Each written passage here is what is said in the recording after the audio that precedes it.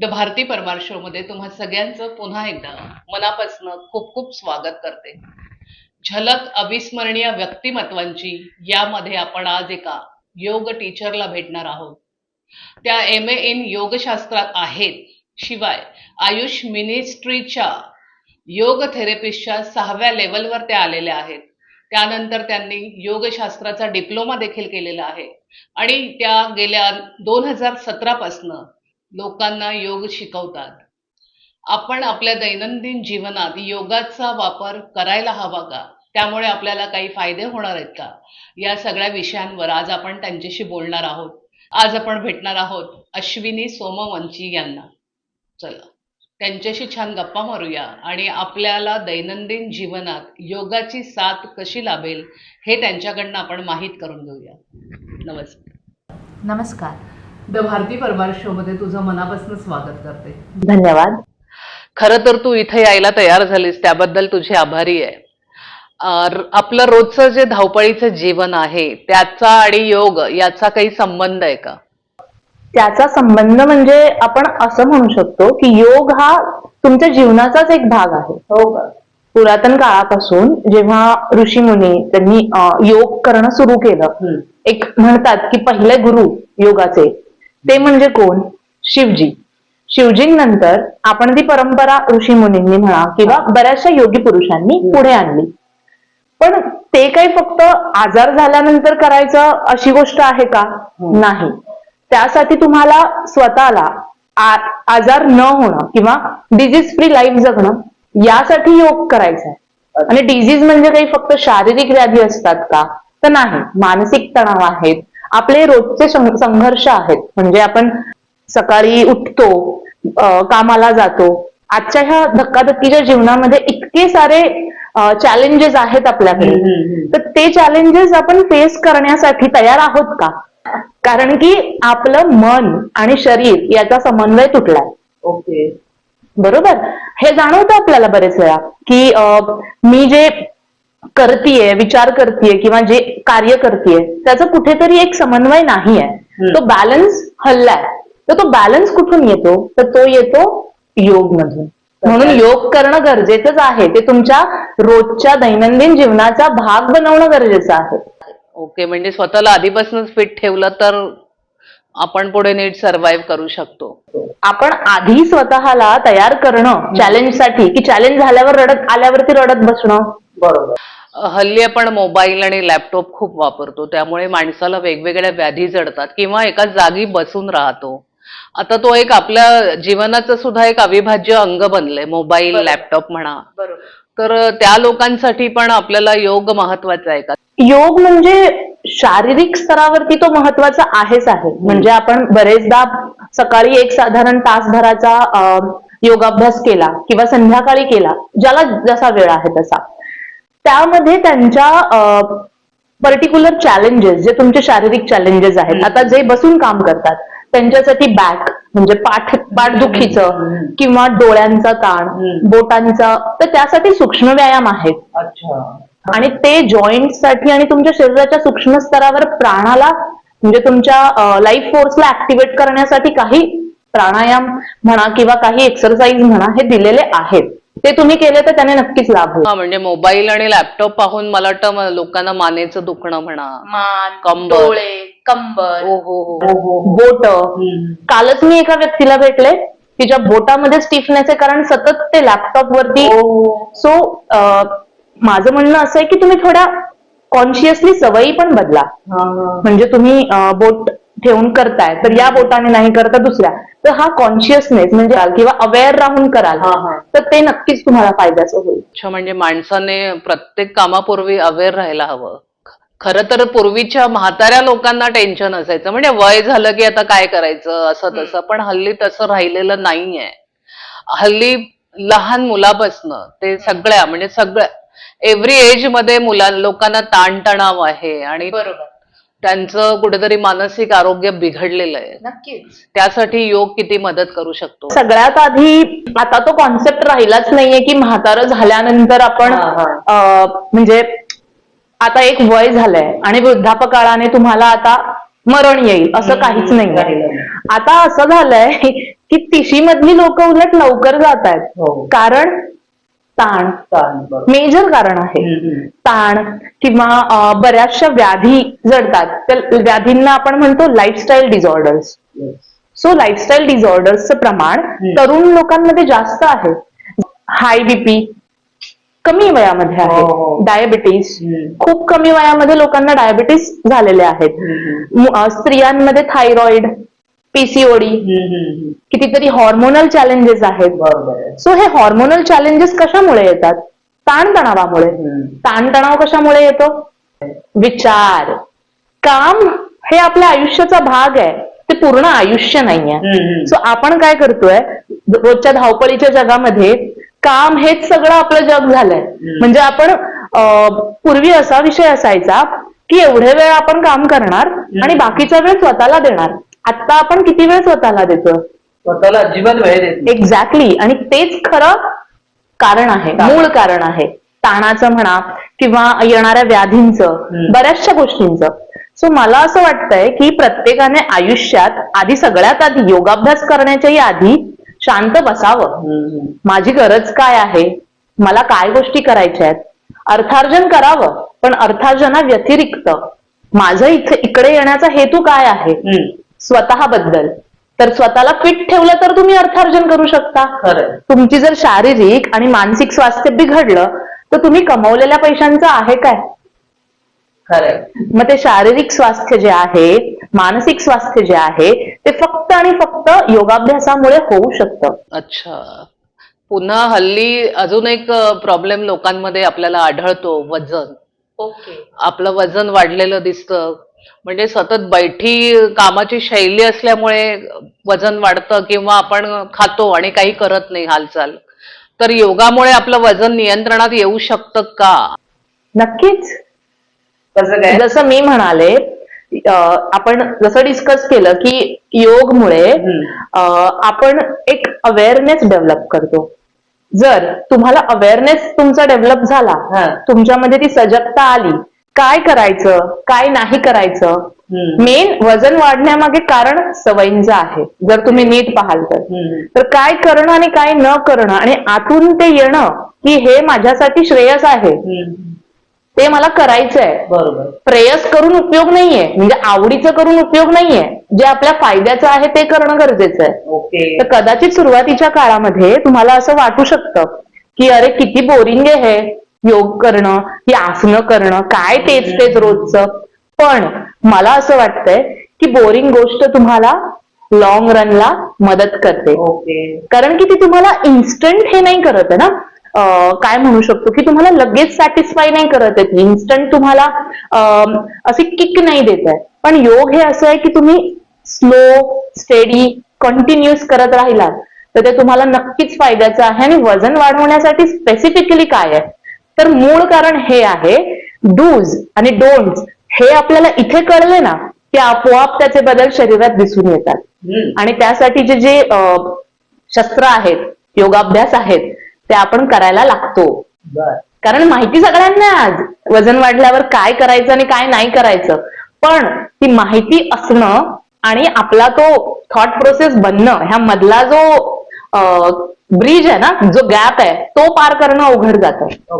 हल्ली बैठ्या जीवनशैलीमुळे मधुमेह, बीपी आणि थायरॉइड सारखे आजार माणसाच्या आयुष्याला किंवा मग लागलेत त्याच्या मागे, असं त्याचं म्हणणं आहे. हे आजार कमी करण्यासाठी आपल्याला काय करता येईल? सगळ्यात आधी तुम्ही जी नावं घेतली ज्या ज्या आजारांची, त्याला क्लिनिकल किंवा मेडिकल सायन्स मध्ये लाईफस्टाईल डिसऑर्डर्स म्हणतात.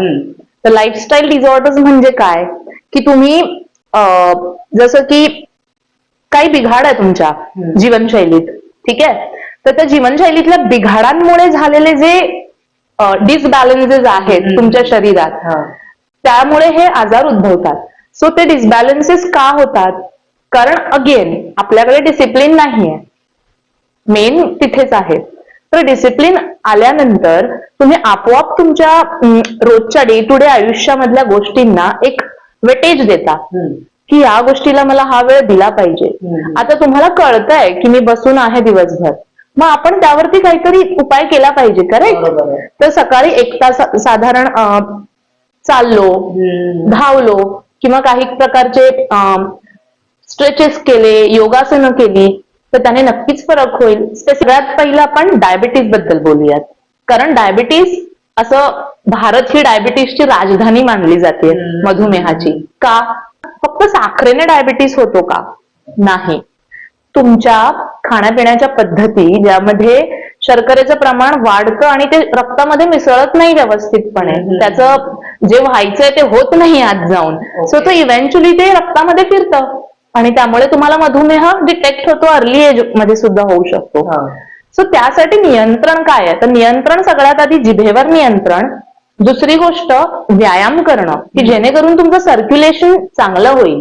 आपल्या ज्या सिस्टीम्स आहेत, शरीराशी रिलेटेड ज्या काही सिस्टीम्स आहेत, त्या सिस्टीम्स मध्ये डिसबॅलन्स झाला की तुम्हाला हे लाईफस्टाईल डिसऑर्डर्स येतात. तर ते सर्क्युलेशन चांगलं झाल्यानंतर बऱ्याचशा गोष्टी तुम्ही टाळू शकता. तर हे नंतर करण्यापेक्षा मला असं वाटतं सगळ्यांनी आधीपासूनच करावं. आधीपासून सुरुवात हा, केली तर- इवन हायपर टेन्शन ज्याला आपण हाय बीपी म्हणतो, ब्लड प्रेशर, रक्तदाबाचा त्रास, त्यामध्ये काय होतं की आपण सतत ताणात असतो. ताण ताण ताण, आपण तेच सिग्नल पाठवतो शरीराकडे पण, आणि ते कुठेतरी आपल्या शरीरामध्ये अशा रोगांच्या स्वरूपात निर्माण होतं, तयार होतं. इवन तुमचे पीसीओडी, थायरॉइड, हेही तेच आहे. थायरॉइड काय आहे? तुमचा मेटाबॉलिक डिसऑर्डरच आहे. सो या सगळ्या गोष्टी टाळायच्या असतील तर त्यावर एकच उपाय आहे, डोकं शांत ठेवणं, काही गोष्टींचा विचार करणं, आपल्यासाठी काय योग्य आहे, काय अयोग्य आहे हे समजणं आणि योगाभ्यासाला सुरुवात करणं. नैराश्य, भीती असते काही लोकांना, म्हणजे ऑफिसमध्ये काम झालं नाही तर बॉस ओरडेल, मुलांना पण भीती असते, हल्ली एवढं एवढं होमवर्क आपल्याला पूर्ण करायचंय. तर ही भीती कशी घालवावी माणसात? मुळात योगाभ्यास जो आहे तसं जर तुम्ही बारकाईने पाहिलं किंवा ते अनुभव केलं, सगळ्याचं उत्तर आहे त्यात. आजारांपासून, तुमच्या नैराश्यापासून, तुमच्या मेंटल मानसिक स्वास्थ्यापासून, सगळ्यांचं. फक्त एवढंच आहे की वेळ काढणं. पण प्रॅक्टिकल त्यावरती काय सोल्युशन असू शकतं? तर लहान मुलांसाठी योग असतो, तर त्यांना त्यांच्या पद्धतीने शिकवलं जातं. म्हणजे ती मुलं थोडीशी आपल्या कम्पेअरने थोडीशी चंचल असतात, तर त्यांना थोडंसं गमतीने, मजेने, असं थोडंसं बऱ्याचशा गोष्टी सांगून समजून, आणि लहान मुलं ध्यानही करतात, उलट आपल्यापेक्षा छान करतात. हा माझा अनुभव आहे. तर त्यामुळे त्यांच्या अभ्यासावरती त्यांना उत्तम परिणाम दिसून येतात. प्लस त्यांचं मानसिक आरोग्य आणि शारीरिक तर आलंच, कारण आत्ता आजूबाजूला इतकं प्रदूषण आहे, बऱ्याचशा गोष्टी आहेत ज्या आपण आत्ताच फेस करतोय, तर त्यांना पुढे जाऊन किती फेस करायचंय, त्यांना दुपटीने त्या गोष्टींचा त्रास होऊ शकतो. तर त्यासाठी त्यांना आपण तयार करणं, आणि योगाभ्यास म्हणजे आसन, प्राणायाम, ध्यान, यमनियम, हे सगळे त्यांना आपण आत्ता लहान वयापासून कल्टिवेट केलं, शिकवलं, तर पुढे जाऊन त्यांना नक्कीच फायद्याचं होईल. पण कुठल्या लहान वय म्हणजे किती वय? म्हणजे बाळ गर्भात असल्यापासून योग करू शकतं. म्हणजे तसं काय? म्हणजे रिसर्च झालेले आहेत यावरती, की एक बाळ आहे समजा, ते गर्भावस्थेत आहे आणि ओमचं जाप, त्याची आई, तुम्हाला गर्भसंस्कार माहितीच असेल, ते काय आहे, कुठून आलंय ते? कुठून? योग मधूनच आलेलं आहे ते. योगा काय आहे किंवा योग काय आहे? योगा तर ते बाहेर योगा झालं, ऍक्च्युअल ते योग आहे. योग म्हणजे काय? आत्मा आणि परमात्म्याचं मिलन. तर आपणच आत्मे आहोत, बरोबर, आपल्यातच ते चैतन्य आहे, तर त्याच्याशीच आपल्याला भेटायचंय स्वतःला, तर हे योग आहे. आणि लहान विषयावर येऊ, लहान बाळाला ते ओमकारचं सतत गुंजन ऐकून दाखवलं, तो सतत ओम ओम ओम, आणि तुम्ही बिलीव्ह नाही करणार, त्याचा जन्म झाल्यानंतर तो जरा जरी रडायला लागलं तर फक्त ओमने शांत, आणि ते बाळ नंतर पुढे होऊन इतकं, म्हणजे लहान वयातच आध्यात्मिकता समजायला लागलं. हा एक भाग झाला सांगण्याचा की एज असं काहीच नाहीये. इवन जो व्यक्ती बेड रिडन आहे वृद्धापकाळात, त्यालाही तुम्ही योग निद्रा देऊच शकता की. हो का? कारण त्याला रिलॅक्स व्हायला ते मदत करणार. बर, योगाची जी आपण वेगवेगळी आसनं करतो किंवा प्राणायाम म्हणा व्हॉटेव्हर, म्हणजे ज्या ज्या क्रिया आहेत त्यामुळे आपल्या एकाग्रता किंवा स्मरणशक्तीमध्ये काही फरक पडतो का? नक्कीच. कारण योग हा फक्त शारीरिक नाहीये, जसं आपण म्हणालो, हो. तो मानसिकही आहे. मानसिक स्तरावर, भावनिक स्तरावर, बौद्धिक स्तरावर आणि मग आध्यात्मिक स्तरावर, वा. असे 5 स्तर योग 5 स्तरांवर काम करतो. सो जसं तुम्ही म्हणालात तर कॉन्सन्ट्रेशन म्हणजे तुमचं एकाग्रता आणि स्मरणशक्ती म्हणजे तुमची मेमरी पॉवर. सो ह्या गोष्टींवर कसा फरक पडतो? एका आसनातूनही फरक पडतो. त्यासाठी फॉर एन एक्झाम्पल, वृक्षासन आहे, सगळ्यांना माहितीये वृक्षासन. एका पायावर उभं राहायचं, हात वर करून. तर ते करत असताना काय वाटतं तुम्हाला, म्हणजे कुठच्या गोष्टीची जास्त गरज आहे? शांती नाही, एकाग्रता होण्याची गरज आहे. एकाग्रता होण्याची. त्याच्यात काही तुम्हाला वाटतं का की फिजिकल फॅक्टर पूर्ण आहे? नाही, 2 फॅक्टर्स आहेत, फिजिकल आणि मेंटल. तुम्ही पोझिशन तर घेतली, पण आता ती टिकवायची कशी त्याच्यामध्ये? तर ते तुम्हाला एकाग्रतेने करावं लागेल. एक्झॅक्टली. Okay. तर आसनातून एकाग्रता अशी वाटते. तसंच तुमच्या प्राणायामामधून, कारण तुमचा श्वास घेत असताना सोडत असताना लक्ष पूर्ण तिकडे असतं. सो जेव्हा तुम्ही लक्ष आणता एखाद्या पर्टिक्युलर गोष्टीकडे आणि ती तुमची हॅबिट होऊन जाते, ती सवय होऊन जाते, तर इव्हेंच्युअली तुमचं Exhale from the left nostril. Inhale deeply from your seam nostril. Close your seam nostril and exhale from the other one. Focus वाढतं. फोकस वाढल्यानंतर तुमची मेमरी पण वाढते, कारण आतमध्ये स्किलफुल ऍक्शन तुम्ही करता. बिकॉज तुमच्यामध्ये जेव्हा सजगता असते, एक अवेअरनेस असतो की मला हे करायचंय, असं करायचंय, तुमचं ब्रेन पण तसंच आतमध्ये काम करायला लागतं की अरे हो, हे इतकं इम्पॉर्टंट आहे, मला हे इतक्या इंटेन्सिटीने ते केलं पाहिजे. सो अशा प्रकारे ते काम करतं. पुढचा एक महत्वाचा, अत्यंत महत्वाचा प्रश्न मला आठवला पटकन, की काही लोकांना झोप येत नाही हल्ली. झोपेची समस्या खूप वाढलेली आहे, त्यावर योगाने मात करता येते? नक्कीच. त्यासाठी कुठलं आसन आहे? आसनपेक्षाही माइंडफुल प्रॅक्टिस. आसन ऑफकोर्स तुम्ही जर एका लेवलवरती फिजिकली पण तेवढे एंगेज असाल, ऍक्टिव्हिटी करत असाल आणि इव्हन आसनं करत असाल, कारण काय आहे, शरीर थकलं की झोप येते आणि मन थकलं की झोप जाते. मन थकल्यावर झोप जाते, कारण तुम्ही सतत विचार विचार विचार विचार सतत त्याला काहीतरी देताय.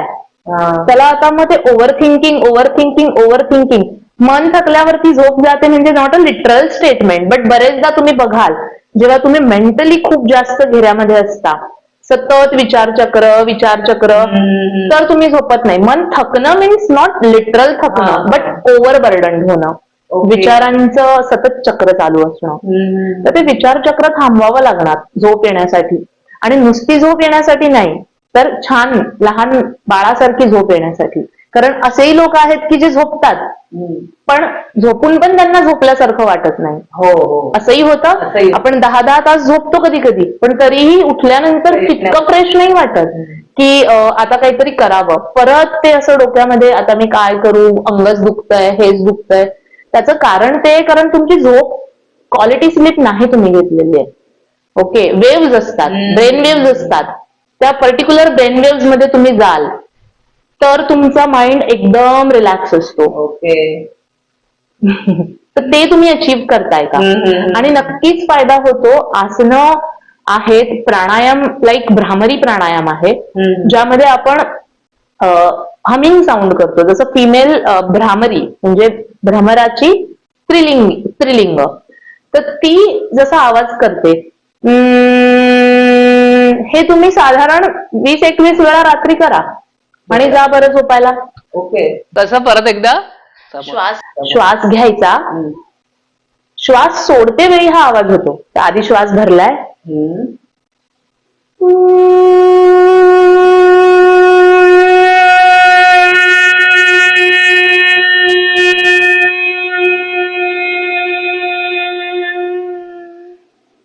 असं 20 वेळा करायचं. 20-21 वेळा करा.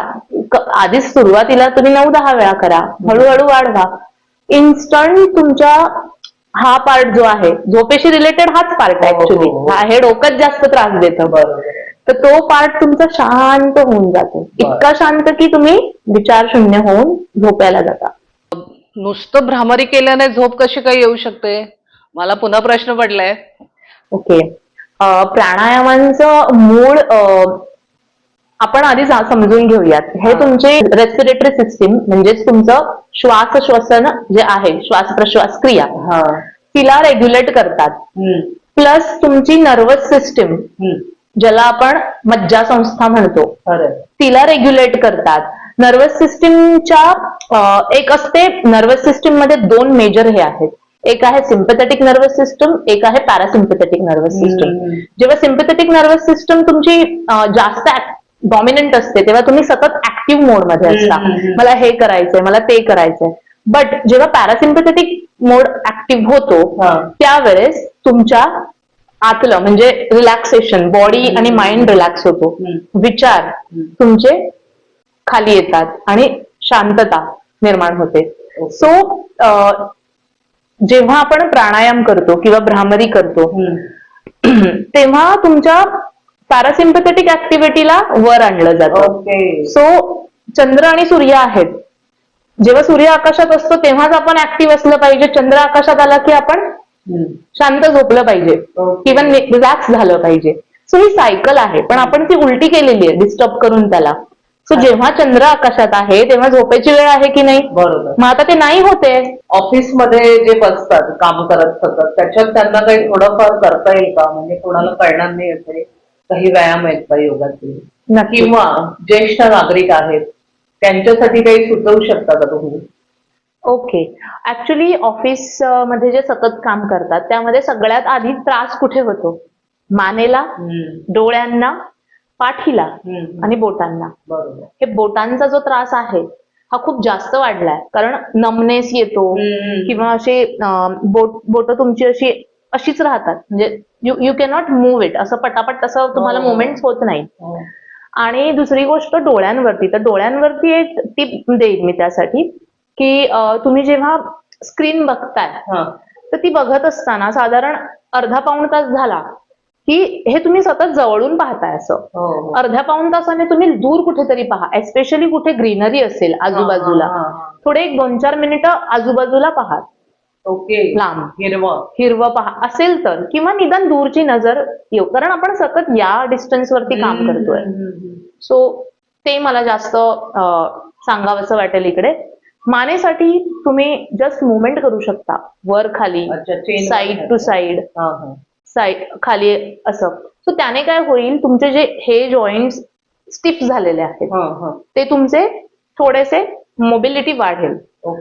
खांद्यांना तुम्ही जस्ट असं करू शकता, गोलाकार फिरवून मागून, थोडं ट्विस्ट करू शकता कमरेत. असं आपण बोलायला इकडे तिकडे पाहतोच ना, असं ट्विस्ट केलं, सो त्या बाजूला ट्विस्ट केलं, याने तुम्हाला फरक हा होईल की ऍटलिस्ट तुम्ही फार काही नाही करत आहे, पण प्रिव्हेन्शन तर करता काही गोष्टींपासून. ओके. प्राणायाम करणं शक्य नाहीये, ऑफिसमध्ये तुम्ही काम करायला जाता, बट ऍटलिस्ट त्यातल्या त्यात हे 4-5 सूक्ष्म व्यायाम तुम्ही करू शकता. जस्ट पायासाठी तुम्ही असं जस्ट बसल्या बसल्या करताय, पाय वर उचलणं, खाली सोडणं, बस. बोटांसाठी जस्ट असं करणं मध्ये मध्ये, किंवा जस्ट असे फिस्ट बनवणं, गोल गोल फिरवणं, कारण रिस्टला पण आपल्या ताण असतो. बरेचदा लॅपटॉप किंवा डेस्कटॉप, मोबाईल याच्यामध्ये हे पार्ट्स तर वीक होऊन जातात, असं आहे. आणि ज्येष्ठ नागरिक आहेत त्यांच्यासाठी काही हलके फुलके? हो. ज्येष्ठ नागरिकांसाठी प्राणायाम खूप चांगली गोष्ट आहे. म्हणजे ते केव्हाही कोणत्याही एज मध्ये प्राणायाम, पण त्यातही काही प्राणायाम असे आहेत की जे सगळेच जणांनी नाही केले पाहिजेत.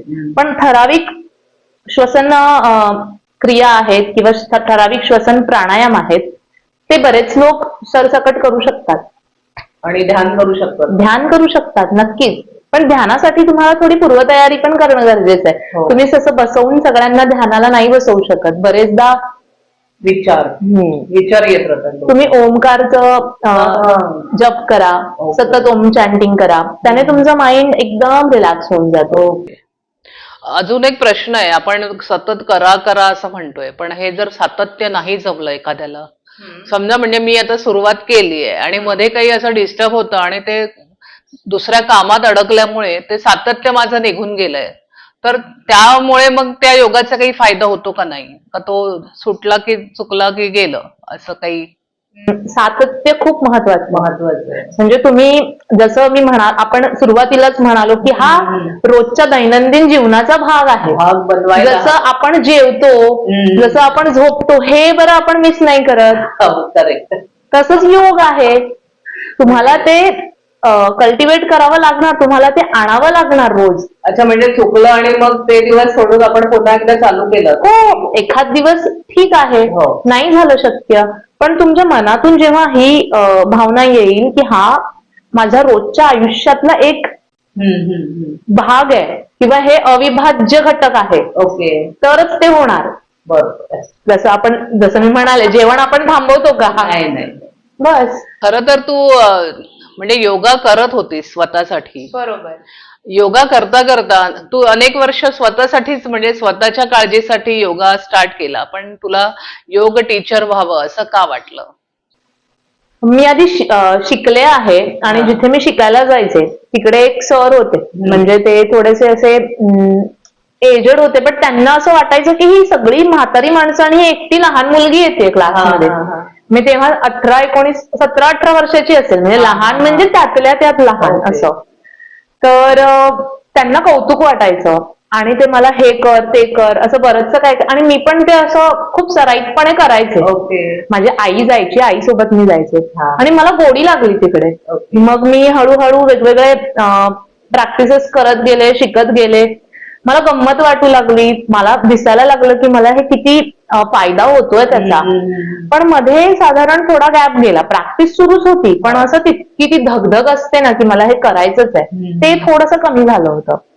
लग्नानंतर पुन्हा असं काही झालं की मला असं वाटलं की आता मी योग पुन्हा सुरू करावा, आणि तो करत असतानाच मी इतरांशी शेअर करायला लागले माझे प्रॅक्टिसेस म्हणा किंवा माझे अनुभव, आणि ते करता करताच मी काही सर्टिफिकेशन्स केले.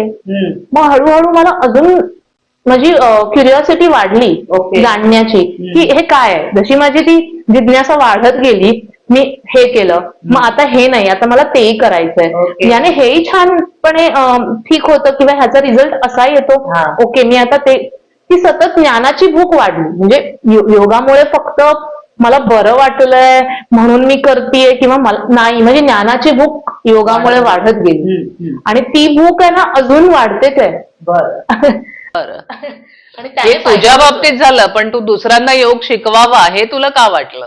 ते मी शेअर करत राहिले लोकांना, आणि त्यांना फायदा होत गेला. मला ते ऐकून फार बरं वाटायचं की कोणाला तरी त्यांची पाठदुखी कमी झाली आहे, किंवा कोणाचं तरी ब्लड प्रेशर कंट्रोलमध्ये आलंय, किंवा कोणाला तरी थायरॉइड रिव्हर्स झालाय किंवा मॅनेज होतोय व्यवस्थित, किंवा कोणाचं पीसीओडी पीसीओएसचं सिम्पटम गेलंय. ते माझ्यासाठी असं एक जगायला एक ती एक म्हणतात ना, छान वाटायचं मला ते ऐकून. आय युज टू फील की अरे वा, मी असं करू शकते, तर का नाही करायचं.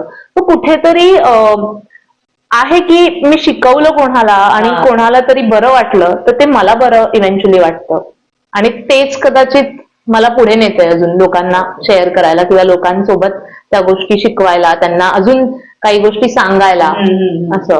कारण ज्ञान तेच आहे ना, दिल्यावरती वाढतं. ओके. किंवा आपल्याकडे जे आहे ते आपण देत जावं. बस, मी असं म्हणणार नाही खूप ज्ञान आहे, पण जे काही मला समजलंय ते मी तुमच्याकडे कोणाकडे पास ऑन करणं गरजेचं आहे.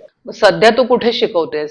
तुझे योगा क्लासेस मी कॉर्पोरेट योगा शिकवते बऱ्याचशा ऑफिसेस मध्ये, लाईक टाटा ट्रस्ट, मी अमेझॉन मध्ये पण शिकवलेला आहे, मी JSW सारख्या कंपनीज मध्ये इव्हेंट्स केलेले आहेत, परत व्यासा सारख्या ठिकाणी मी as a volunteer yoga teacher म्हणून पूर्वी काम केलेलं आहे. प्रायव्हेट सेशन्स घेते लहान मुलांसाठी, पिरॅमिड व्हॅली मध्ये लहान मुलांसाठी मी योगा शिकवलेले आहेत. सो मल्टिपल थेरपी म्हणजे बऱ्याचशा पर्सनली मी थेरपीचा जास्त क्लासेस घेते, कारण की तिथे प्रॉब्लेम्स त्या लेवलचे असतात की तुम्हाला समोरासमोर ट्रीट करणं गरजेचं आहे असं. जाता जाता काही महत्वाच्या टिप्स आपल्या व्ह्युअर्सना, म्हणजे आपला शो बघतायत त्यांना द्यावेसे वाटेल का तुला? हो नक्कीच. सगळ्यात आधी स्वतःला तयार करा. तुम्ही तयार आहात, पण ती जी ऍक्च्युअल जे मी म्हणाले की तो मधला जो गॅप आहे, तो ब्रिज आहे, तो पार करून इकडे या. मनाने तुम्हाला माहिती हे माझ्यासाठी चांगलं आहे, हे मला करायचं आहे, पण कुठेतरी एक आतमधून थांबवतोय तुम्हाला. ते थांबवण्यात त्याला तुम्ही मात करा. मॅटवर या, योगा मॅट वरती या. काही नाही तर छोटी छोटी सुरुवात करा. ऍटलिस्ट थोडेसे मानेचे प्रकार, खांद्याचे प्रकार, बसा, थोडा प्राणायाम करा. शिक्षकाची मदत घ्या नक्कीच. स्वतःहून काही गोष्टी अशा आहेत की ज्या नाही करायच्यात. लिमिटेशन आहेत प्रत्येक बॉडीचे, तर ते कोणते ते आधी जाणून घ्या. तो प्रकार करा, अनुभव घ्या. एक साधारण महिनाभर तरी सातत्य ठेवा. तुमचे अनुभव घ्या आणि मग जाणून घ्या की काय फरक पडतोय ते. धन्यवाद. तू वेळात वेळ काढून मला वेळ दिलास आणि माझ्याशी छान गप्पा मारल्यास त्याबद्दल द भारती परमार शो तर्फे मी तुझी अत्यंत आभारी आहे. थँक्यू, धन्यवाद. तर मंडळी, माझा आजचा हा एपिसोड तुम्हाला कसा वाटला हे तुम्ही मला कमेंट बॉक्समध्ये कळवणार आहातच. आणि तुमचे काही प्रश्न असतील तर तेही तुम्ही मला पाठवा. त्यांचं निरसन करण्याचं काम माझं आहे. मी त्या मॅडमना विचारीन आणि तुमच्या प्रश्नांची उत्तरं देईन, किंवा पुन्हा खूप सारे प्रश्न वाटले तर पुन्हा एकदा त्यांना बोलवीन आणि त्यांच्याकडनंच तुमच्या प्रश्नांची उत्तरं देण्याचा प्रयत्न करीन. भेटणार आहोत. तोपर्यंत पुन्हा पाहत राहा द भारती परमार शो. धन्यवाद. झलक अविस्मरणीय कलावंतांची पाहण्यासाठी द भारती परमार शोला सबस्क्राईब करा आणि बेल आयकॉनला प्रेस करा.